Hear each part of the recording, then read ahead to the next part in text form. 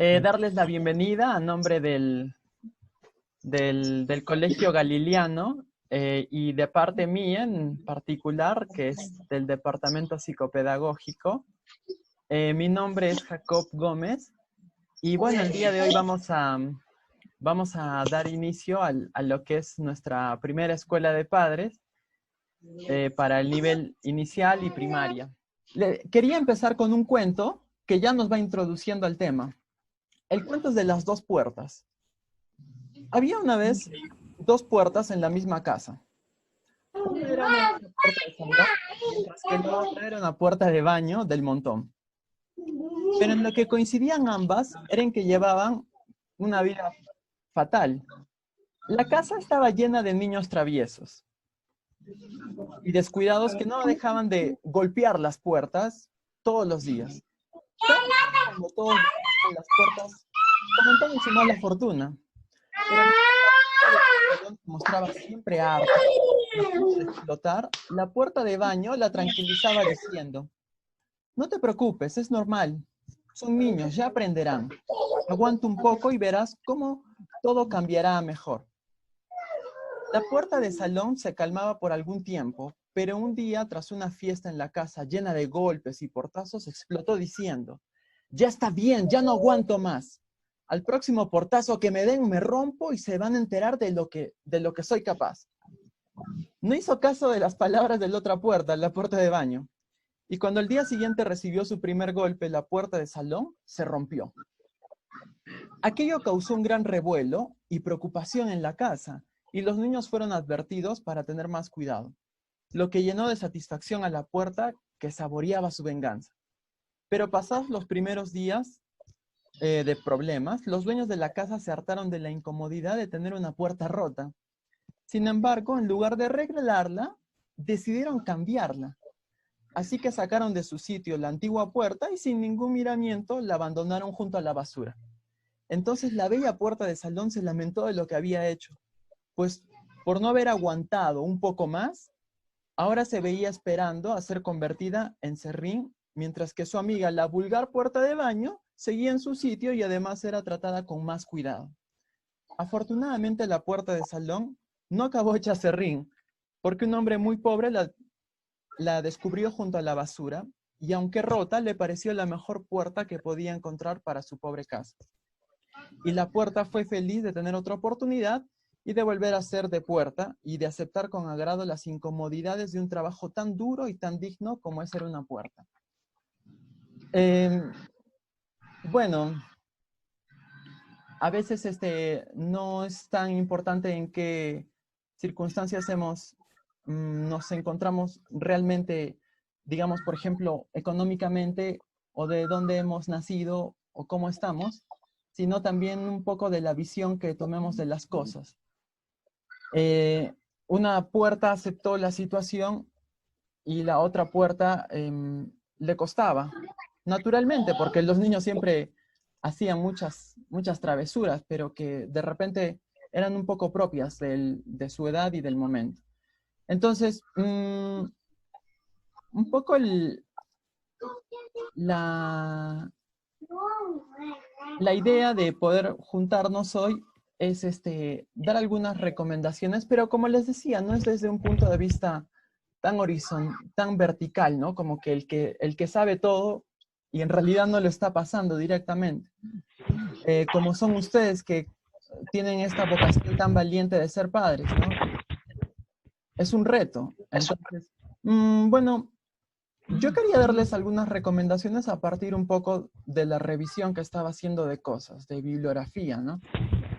Una pregunta muy frecuente que me estuvo haciendo es: ¿cómo responder a la difícil pregunta ¿por qué no puedo salir?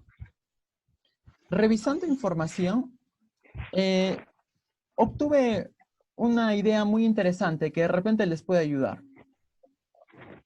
Podemos ensayar esta idea de decir lo siguiente: es que allí afuera, primero recordemos lo siguiente, a los niños se les habla con términos simples. Mientras más nos compliquemos y digamos cosas extrañas, más los asustamos. Entonces, con términos simples ellos son capaces de comprender. Y aquí dice esta frase: es que allí afuera hay una enfermedad que salta de persona a persona. Gracias a los niños que se quedan en sus casas, estamos ayudando a los más débiles. Pero podemos seguir haciendo nuestras actividades, pero lo haremos de otra forma. Esta frase que he ensayado tiene algo muy útil. Lo primero es que a los niños en realidad no les interesa tanto necesariamente lo que les pasa a los demás, sino por qué ellos no pueden salir, por qué ellos no pueden ir a jugar al parque, no pueden hacer lo que más les gusta. Entonces, es importante que aprovechemos esta oportunidad para fomentar el valor del cuidado de los demás, que gracias a que ellos no están cumpliendo alguna cosa que a ellos les gusta hacer, entonces se está dando la posibilidad de que muchas personas que ellos también quieren empiecen a estar bien. Entonces, como que por ahí va un poco esta frase, ¿no? Hasta le podríamos tomar ahora captura y directamente ya decirla, pero por lo menos ya les di más o menos el contexto de cómo la armé. Otra pregunta que se me hizo mucho es cómo controlar pues las rabietas o que le llaman también los berrinches.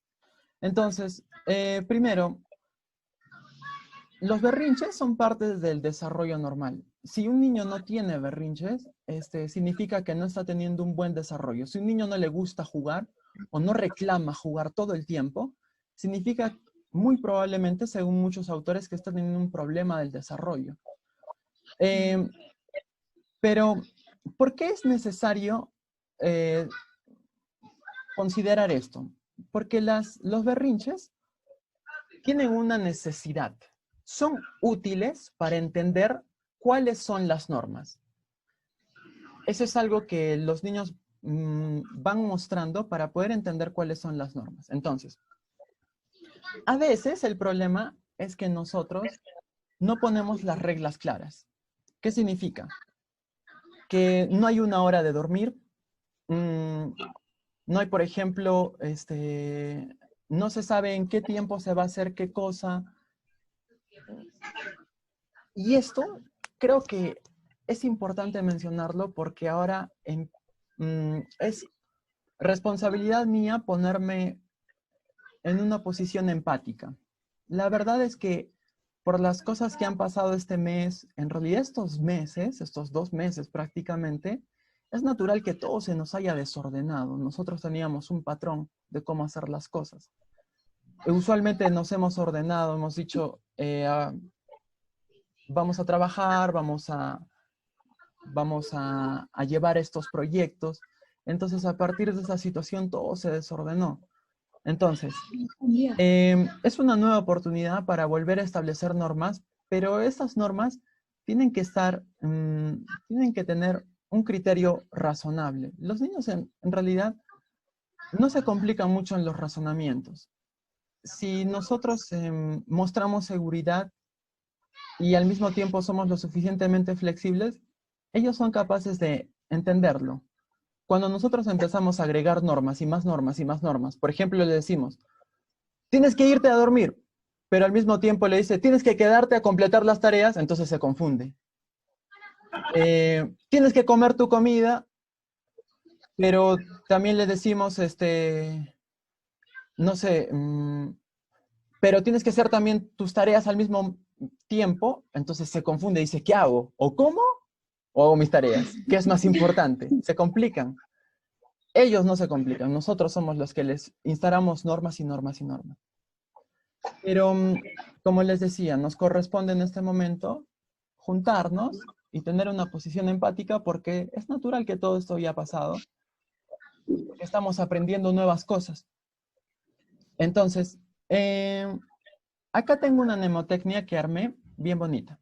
Dice lo siguiente. Cuando ocurran estas situaciones donde nos peleamos, dice mantenga la calma, pero calma es una mnemotecnia es una frase que he armado con las letras C, A, L, M, A. Entonces dice, calma. La primera letra C dice controles. A ver, empezamos diciendo que el que tiene que controlarse no es el niño, es usted. Entonces, es muy clásico decir, contrólate, cálmate. No, usted tiene que calmarse. No es necesario que utilice esa frase. Entonces, pero bueno, si lo hizo, ya olvidado, ¿no? Entonces, usted tiene que calmarse. No hace falta que lo grite, no hace falta que lo diga. En segundo lugar dice, prevenir que curar. Entonces, antes que en el momento intentar dar soluciones y pensar, por ejemplo, este niño está gritando, ¿qué hago? Le doy un dulce, no sé, le grito, lo sacudo, ¿qué hago? Antes que curar la situación, hay que prevenirla. Entonces, sentarnos y decir, ¿qué ha pasado? ¿Cómo es que se puso a hacer, por qué motivo se puso a hacer berrinche? Entonces, hay que pensar qué es lo que nosotros hemos hecho para llegar a esta situación. Y si en el momento llegamos nosotros a algún correctivo, bueno, pues adelante. Si en el momento usted decidió, no sé, que lo prudente era mandarlo a su cuarto, o que lo prudente era, no sé, hacerle una corrección de cualquier tipo, pues bien, no pasa nada. Pero inmediatamente, esa misma noche o a la mañana siguiente, uno tiene que sentarse y si tiene la dicha de tener a su pareja al lado, pues conversar, o sea, ¿qué es lo que hicimos nosotros para que sucediera esto? Hagamos lo posible para prevenirlo la siguiente vez. Entonces, usualmente, como les decía, la mejor forma de prevenir es pensar que un berrinche se da porque las reglas no están claras. Luego dice el lenguaje, baje su nivel, déjese entender. Una frase muy útil es la siguiente. Estamos aprendiendo todas las personas a reemplazar el ¿me entendiste? Por ¿me dejé entender? Es muy diferente. ¿Me entendiste? Es a veces también a los profesores les sucede o a los que son adultos, ¿no? ¿Estás entendiendo lo que te digo? En realidad no ayuda en nada porque te pone en un nivel de yo sé lo que estoy haciendo, yo lo tengo todo claro y tú no entiendes. Entonces, mejor bajamos el nivel y decimos, ¿me dejé entender? Ahora, bajar el nivel también algunos autores dicen lo siguiente. Si se trata de niños bien pequeñitos, bien chiquititos, por ejemplo, de inicial, es definitivo que tenemos que realmente bajar físicamente a su nivel, es decir, agacharnos y hablar con él, porque aunque no lo creamos, podemos resultar sumamente intimidantes los adultos a los niños por la estatura física que tenemos. Entonces, bajar físicamente, agacharnos y hablarle directamente. Dice M de minimice el sermón. Ideas claras. Si se presenta un problema, es cierto que hay momentos de mucha sabiduría donde usted puede decir muchas ideas, ser muy útiles, pero definitivamente cuando directamente se presenta el problema, o sea, en caliente, el sermón no sirve. Es importante decir ideas claras, es decir, desearía que hagas esto o desearía poder entenderte. Esto digamos, la atención a las emociones de los niños es muy importante porque a veces nos cuesta demasiado. A veces queremos cambiar el comportamiento que están teniendo. Entonces, para solucionar un problema es importante tratar de mostrar, digamos, cierta sensibilidad a lo que están sintiendo. En vez de decirle, ya, dime rápidamente qué solución le encuentras al problema, es importante decir, sé que te sientes frustrado, sé que te sientes alterado, sé que no encuentras la solución, sé que puede ser difícil para ti, sé que esto te está confundiendo.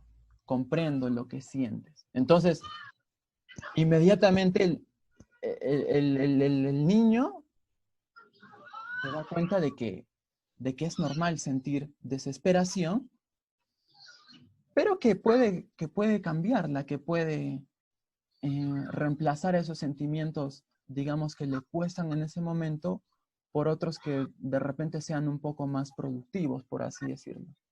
Entonces, la quinta letra, perdón, que les mencionaba, es A de afecto. Concéntrese en entender. Es lo que les decía, ¿no? No centrarnos tanto en encontrar solución a los problemas, sino entender por qué están ocurriendo. Y a veces realmente no lo vamos a entender, pero sí hacer sentir al niño o a la niña que lo que está sintiendo tiene algún valor para nosotros. El solo hacerlo, de verdad que nos va a ayudar a encontrar muchas soluciones. Ahora, acá le daba algunas recomendaciones generales. Decía, a oír, a oír, a oír. Cuando hay un problema, a oír. Dice, acompañarlos lo suficiente, organizar las actividades escolares, incluirlos en las tareas del hogar, respetar e invertir en el juego, etc. Este es un momento entonces, la segunda mnemotecnia que les voy a dar para empezar a oír, empezar a oír. La primera letra dice A de acompáñenlo. Acompañarlo. Acompañarlo, por ejemplo, en las tareas, darle herramientas, pero no es necesario que usted le alcance plumones, colores, goma, borrador, cuadernos, impresora, no es necesario. De repente resulta útil, sí, muy útil, pero no es lo indispensable, seamos entonces más claros. Lo más importante es la confianza.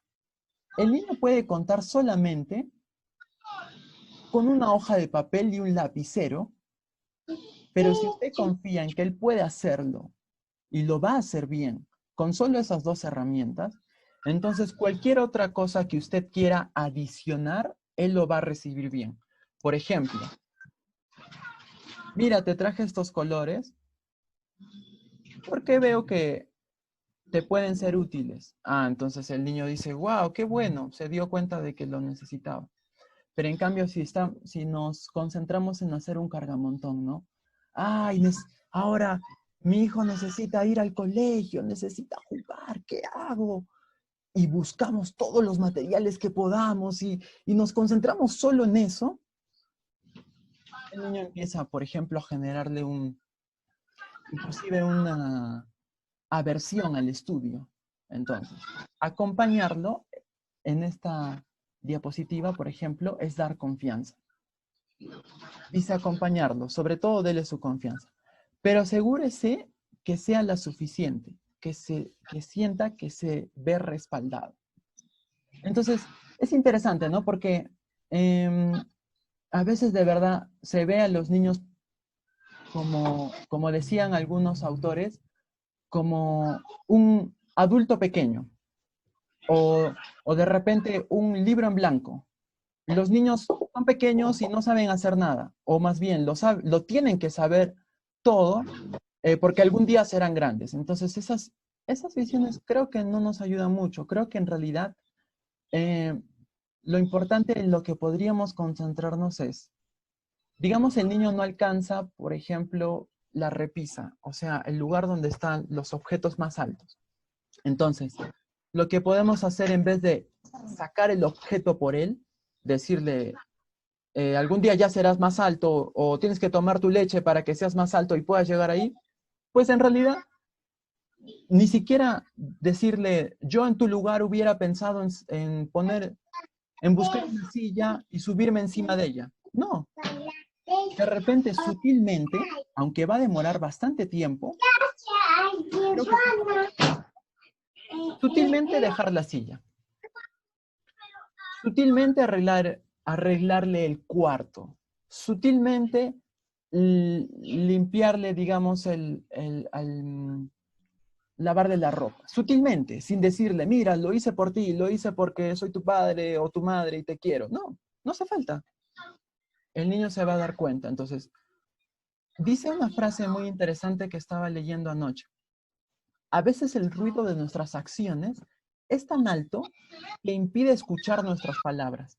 Entonces, ciertamente, a veces damos recomendaciones, pero a veces a ellos les resulta indispensablemente o ineludiblemente a los niños, el ejemplo es lo que más les atrae, es lo que más los conduce, es lo que les va a llevar a tener confianza en sí mismos y que, bueno, pueden apoyarles ahora ustedes en este tiempo, poder apoyarnos entre todos.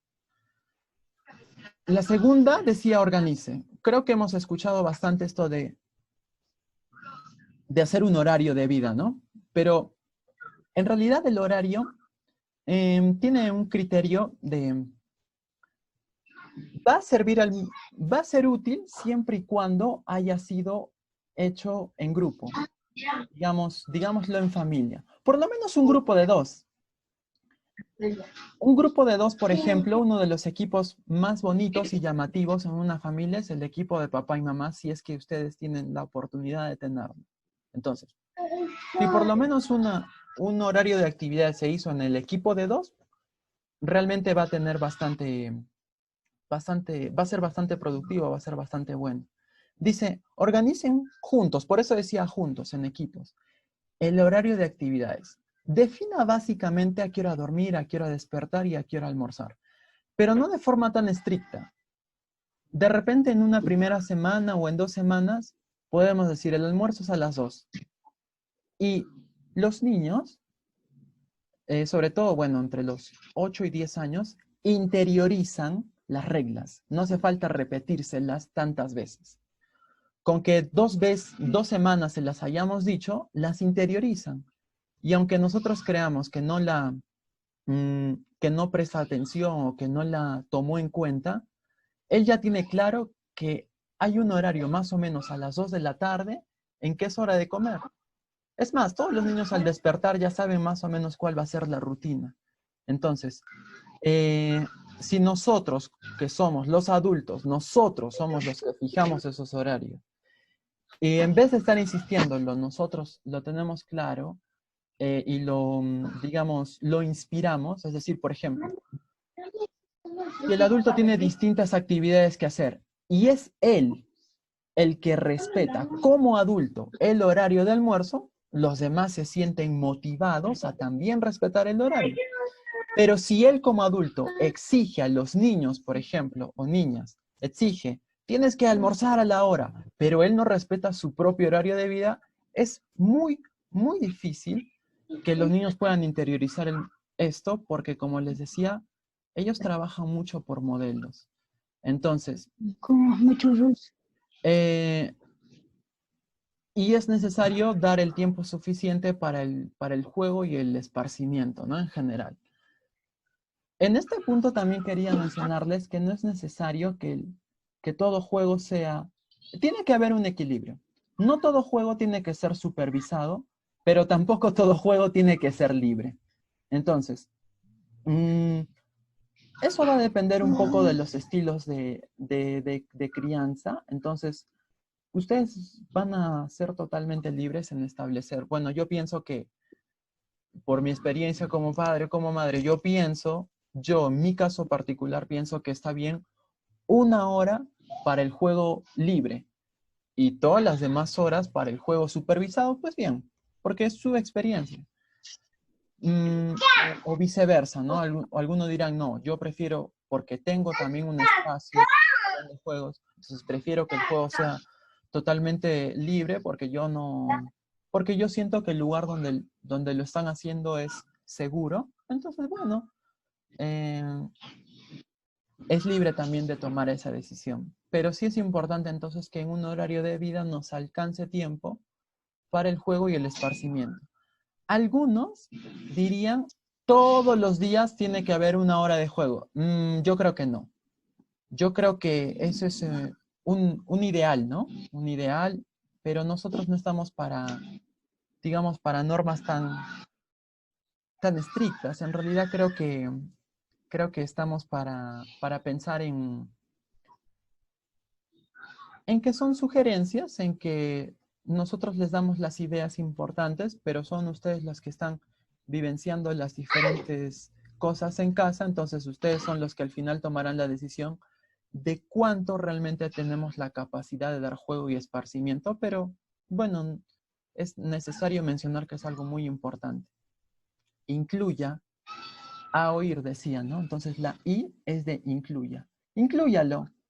Estaba leyendo bastantes y revisando bastante bibliografía del tema y decía que a los niños les hace sentir felices y plenos cuando son incluidos en las actividades, cuando, cuando ellos participan de las decisiones, pero no decisiones como, por ejemplo, de cómo vamos a distribuir el dinero, porque esas son cosas de padres, o cómo vamos a visitar a tal o cual. No, eso en realidad, si bien tuvieran una opinión, en realidad debemos incluirlos en actividades que sean importantes para su desenvolvimiento.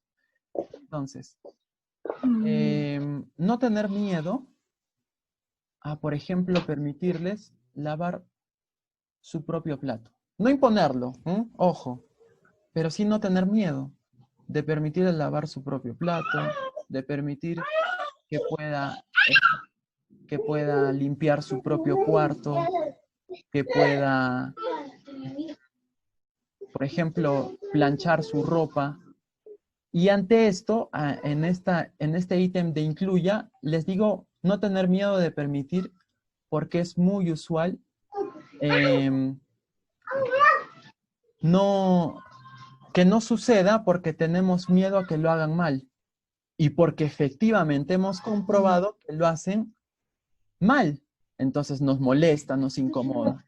Bueno, pues en este punto tenemos que decir que la persona que no se equivoca no aprende. Entonces, si nosotros no damos la oportunidad, entre comillas, se equivoquen, porque para ellos, si ellos, por ejemplo, agarraron una escoba y lo pasaron por todo el cuarto, para ellos estuvo bien lo que hicieron. Se sienten satisfechos, se sienten logrado, realizado. Entonces, pero bueno, si nosotros decimos, no, tuviste que hacerlo así, tuviste que hacerlo así, y a partir de eso ya nunca más les permitimos, porque decimos, o lo hace bien o no lo hace, entonces nunca lo va a hacer, porque no le permitimos equivocarse. Entonces, mm, realmente muchos colegas que estaba yo leyendo un poco, investigando, recomiendan esto. Los va a hacer sentir muy bien el hecho de que sean incluidos en las obligaciones. De repente no en un horario fijo, ¿verdad? Pero sí eventualmente cuando hay de hacerlos participar, por ejemplo en las comidas. Y la última letra es invierta. Invierta, es el momento de invertir. Es el momento de que, como en el caso de las dos puertas, es una etapa cumbre.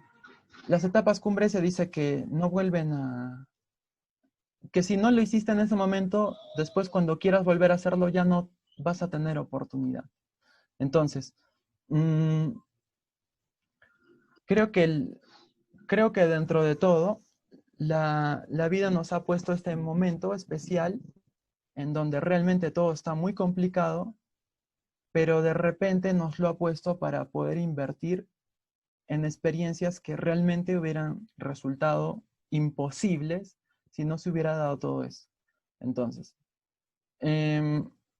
seguramente les habrá inquietado en estos días, en estos meses, que les hayan dicho por lo menos 2 o 3 veces al día, quiero que juegues conmigo, quiero que juegues conmigo.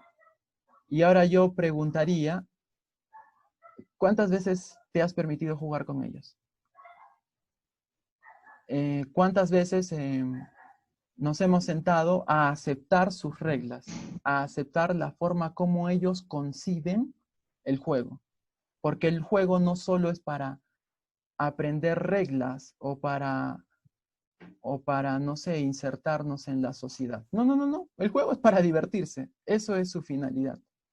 De allá a que, a que en el camino se aprendan reglas y normas, bueno, es algo que se une, ¿no? Pero no es su finalidad. Entonces, vamos a hacer una cosa. Como les dije al inicio, lo del tiempo apremia en esta aplicación. Entonces, ahora vamos a cortar un momento la transmisión para ponerlo inmediatamente en todos los WhatsApp de los grupos para retomar. Entonces, les voy a dar 5 minutos para que vayan a buscarse un té, un café y vamos a continuar entonces. Nos vemos entonces en lo que continúa de la transmisión.